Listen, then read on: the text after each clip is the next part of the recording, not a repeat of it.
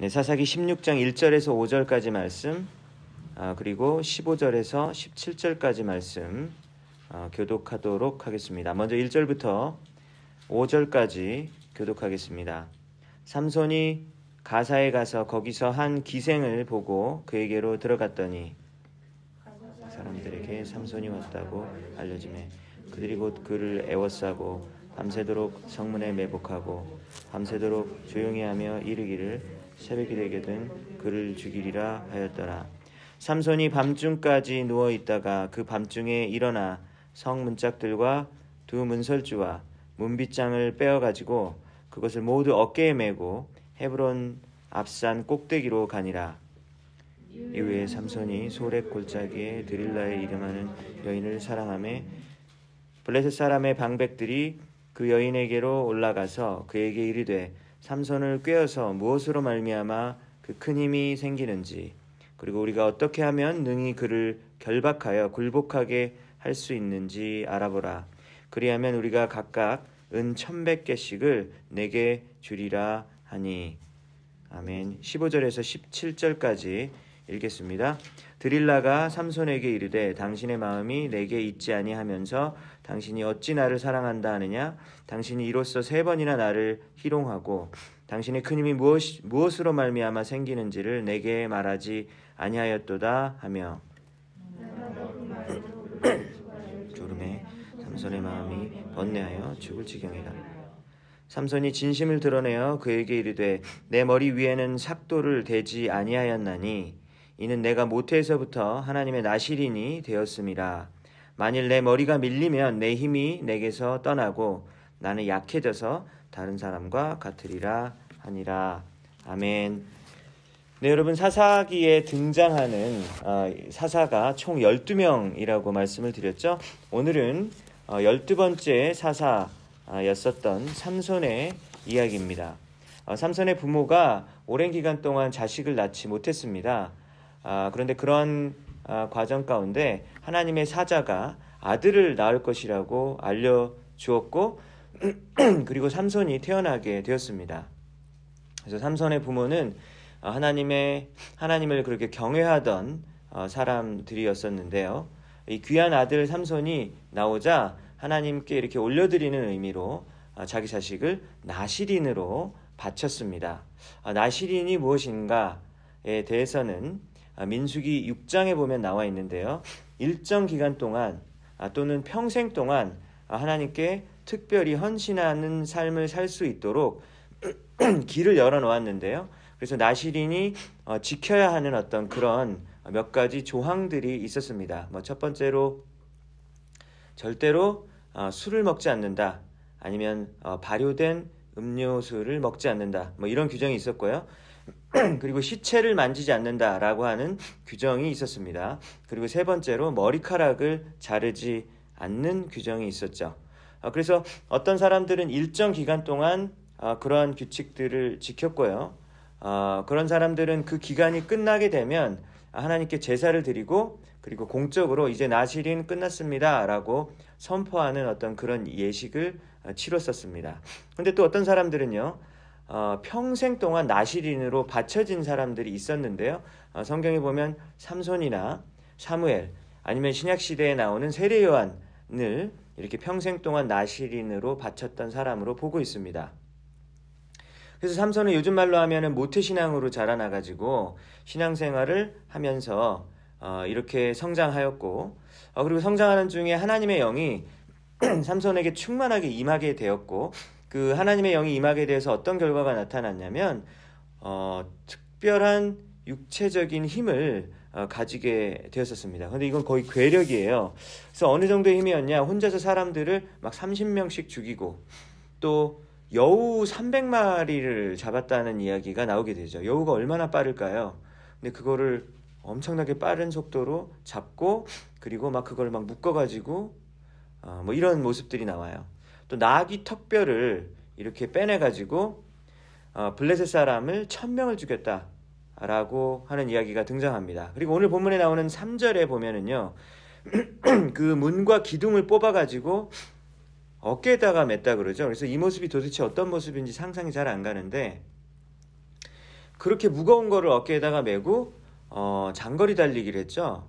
엄청나게 무거운 거를 메고 이렇게 괴력의 모습을 이렇게 보였다라고 하는 것이죠. 그리고 16장 마지막 부분에 보면 거대한 건물의 기둥을 옆으로 자기를 이렇게 놔달라라고 말을 했는데 그때 그러면서 밀어버렸죠. 그래서 그 기둥이 밀어지면서 건물이 다 와르르 무너지게 돼서 평생 동안 죽였던 사람들보다 그 죽었던 순간에 더 많은 사람을 죽였다라고 하는 이야기가 등장할 정도로 괴력을 가지고 있었는데 그 괴력이 어디서 나온 것입니까? 삼손의 뭐 어떤 자신의 능력이 아니라 하나님께서 주셨던 그런 능력이었던 것이죠. 그런데 삼손의 삶을 들여다보면 어떤 삶을 살았느냐? 3절을 한번 보십시오. 가사라고 하는 지역에서 한 창녀와 하룻밤을 보냈다라고 나와 있죠. 그래서 나실인의 어떤 삶의 모습이 아니었던 것이죠. 가사 지역 사람들은 삼손이 자기네 동네를 방문했다라는 것을 듣고 삼손을 죽이려고 했습니다. 그래서 작전을 짜고 매복을 하고 있었죠. 그런데 삼손은 한밤중에 일어나서 방금 이야기했던 것처럼 문설주 성문 문빗장을 어깨에다 메고 도망가면서 그 위기를 피했었던 모습이 있었습니다. 여러분 다른 사사들을 기억하시죠? 얼마 전에 저희가 살펴보았던 기드온 같은 경우는 전쟁에 나가기 전에 얼마나 두려워했습니까? 그래서 하나님께 기도했죠. 하나님 양털에 이슬이 내리게 해주세요. 이슬이 내리지 않게 해주세요. 이런 기도를 했었다라고 하는 걸 기억하고 있습니다. 또 기드온에 300용사가 있는데 300용사를 뽑는 과정 가운데 하나님께서 개입하셨죠.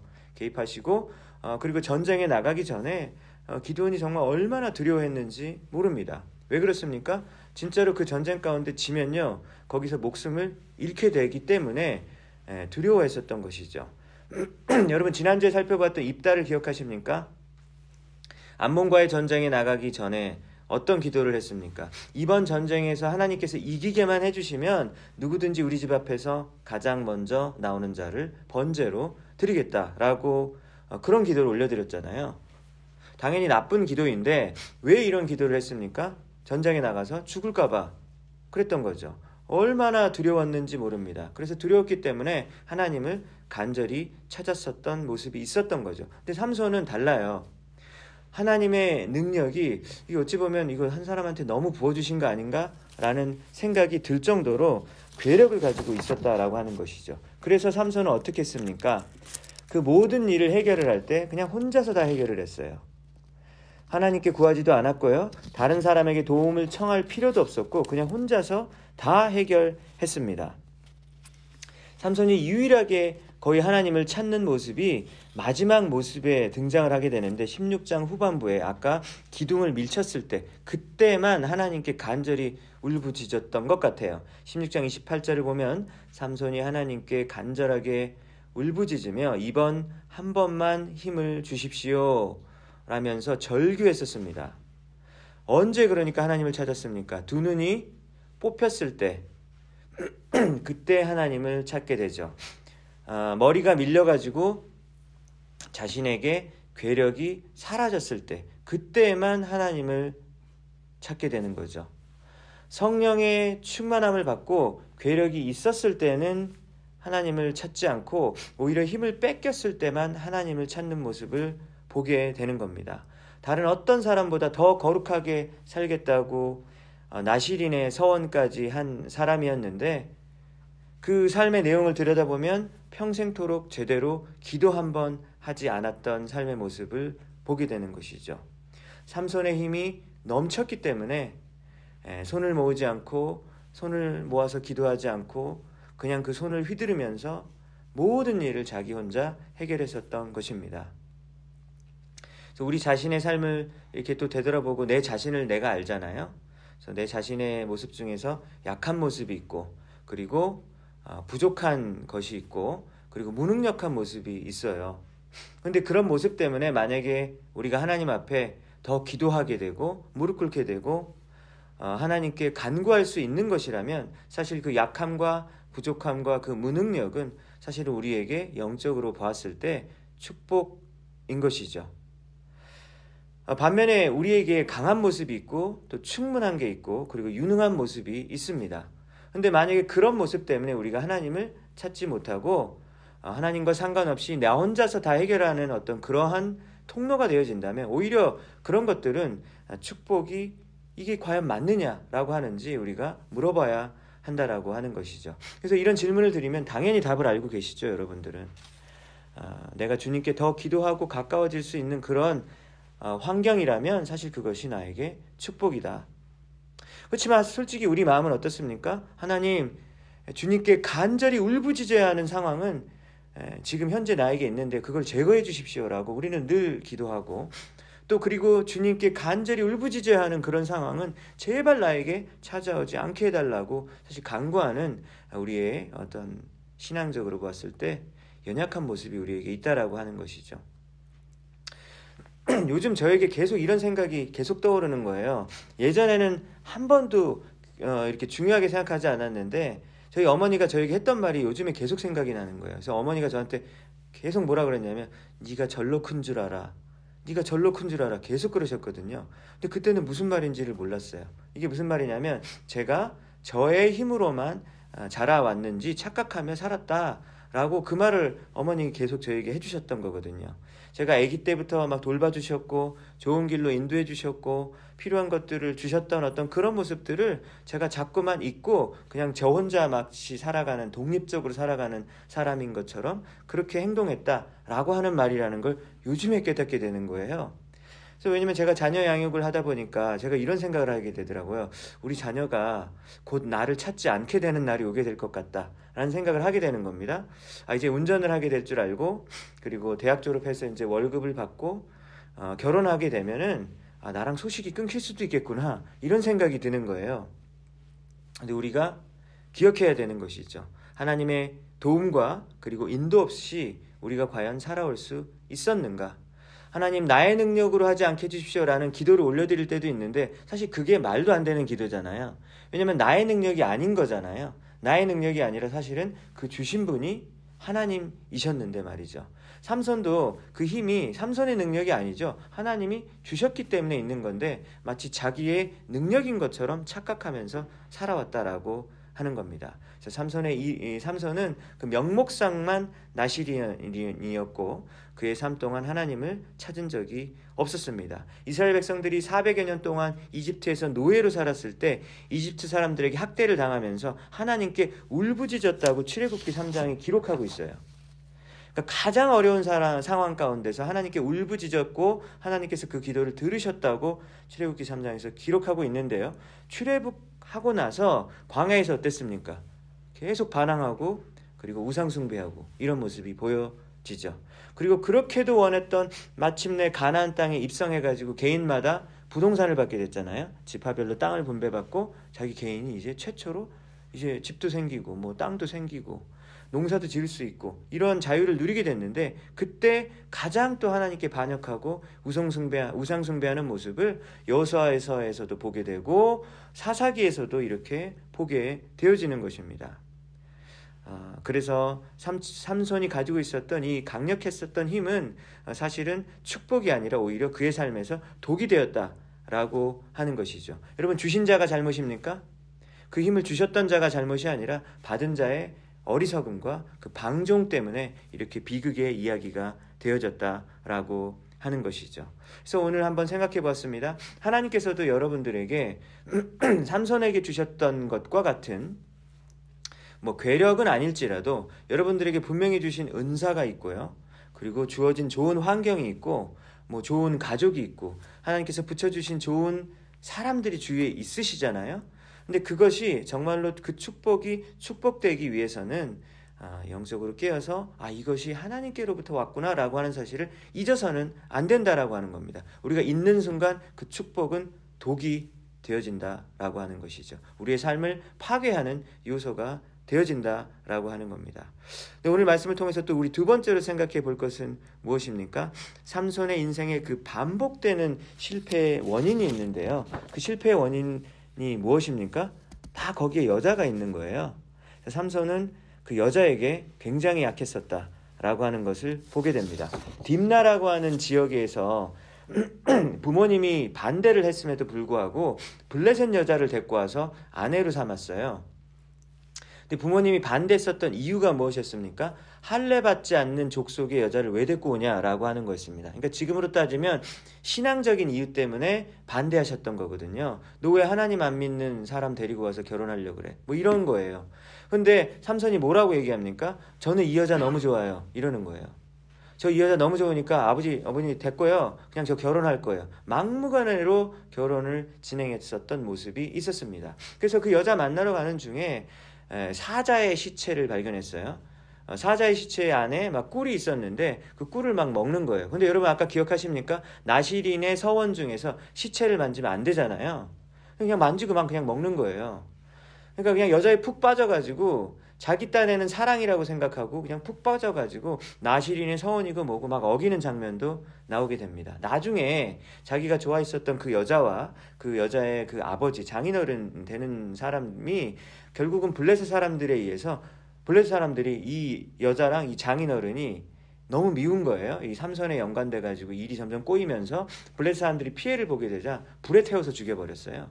그러니까 자기 아내랑 장인어른이 불타서 죽습니다. 그래서 이런 비극적인 일을 겪게 되는 것이죠. 무엇 때문입니까? 근본적인 원인은 그냥 여자가 너무 좋아가지고 뭐 맥을 못 추는 그런 모습 때문이었던 것이죠. 그리고 가사라는 지역에 갔는데 가사라는 지역에서는 아까 나왔죠? 본문에 보니까 창녀와 동침을 했었다. 이런 얘기가 나옵니다. 또 세 번째로는 소렉이라는 지역에 가가지고 그 여자 이름이 무엇이었습니까? 드릴라였잖아요. 아시죠, 여러분? 드릴라 때문에 결국은 죽게 됩니다. 머리가 밀리게 되고 죽게 됩니다. 그래서 이런 비극적인 모든 일들의 배후에는 항상 여자 문제가 있는 것이죠. 여러분, 삼손이 등장하면 막 사람들이 막 죽어나갑니다. 삼손이 가는 곳마다 막 사람들이 막 분노하고 싸우는 모습을 보게 되죠. 삼손이 가는 곳마다 사람들이 막 음모를 꾸미고 사기치고 거짓말하는 어떤 그런 분쟁의 불씨가 항상 삼손이었다라고 하는 것이죠. 근데 그 근본의 배후에는 삼손이 여자 문제에 약한 그런 문제가 있었습니다. 어찌 보면 이것은 어떤 중독에 해당되는 어떤 문제라고 볼 수 있겠죠. 여러분, 삼손에게는 그 여자의 부분, 어떤 성적인 부분이 취약한 부분이었는데요. 여러분들에게는 어떤 부분이 취약한 부분이라고 할 수 있나요? 저는 취약점이 없습니다. 라고 혹시 생각하실지 모르겠어요. 근데 각 사람마다 돈에 약한 사람이 있죠. 돈과 재산에 특별히 더 약한 사람이 있습니다. 또 어떤 사람은요, 명예에 대해서 굉장히 이렇게 집착하시는 그런 분도 있죠. 사람들이 나에 대해서 어떻게 생각하는가? 나의 평판은 어떤가? 그리고 혹시나 나에 대해서 나쁜 사람들이 나쁜 이야기를 했다라고 하면 물론 기분 다 나쁘죠. 그런데 그것에 대해서 견디지 못할 정도로 힘들어하는 경우가 있겠죠.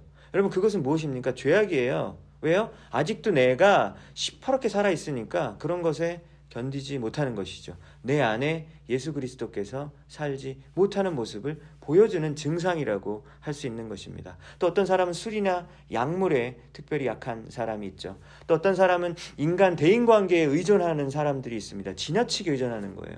늘 항상 내 옆에서 내가 터놓고 이야기할 수 있는 사람이 없으면 막 견디지를 못하는 사람이 있는 것이죠.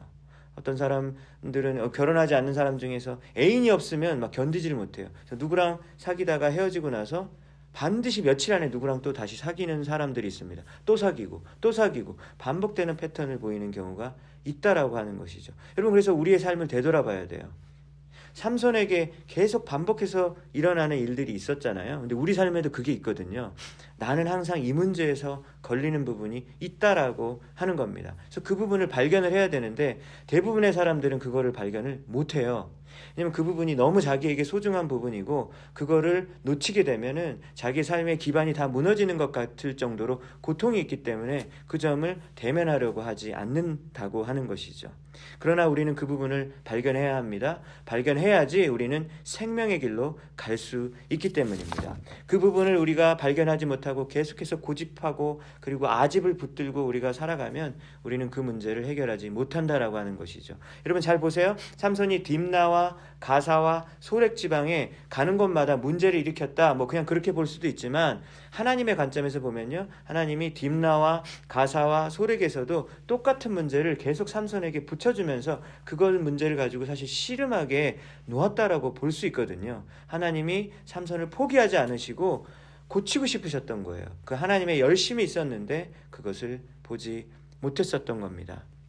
그래서 오늘 이 아침에 이 말씀을 우리가 듣고 우리가 우리 자신의 삶의 모습을 다시 한번 살펴보았으면 좋겠습니다. 하나님, 제가 제 삶 가운데서 고질적으로 해결하지 못하는 그런 죄악의 모습은 어떤 것입니까? 보게 하여 주십시오.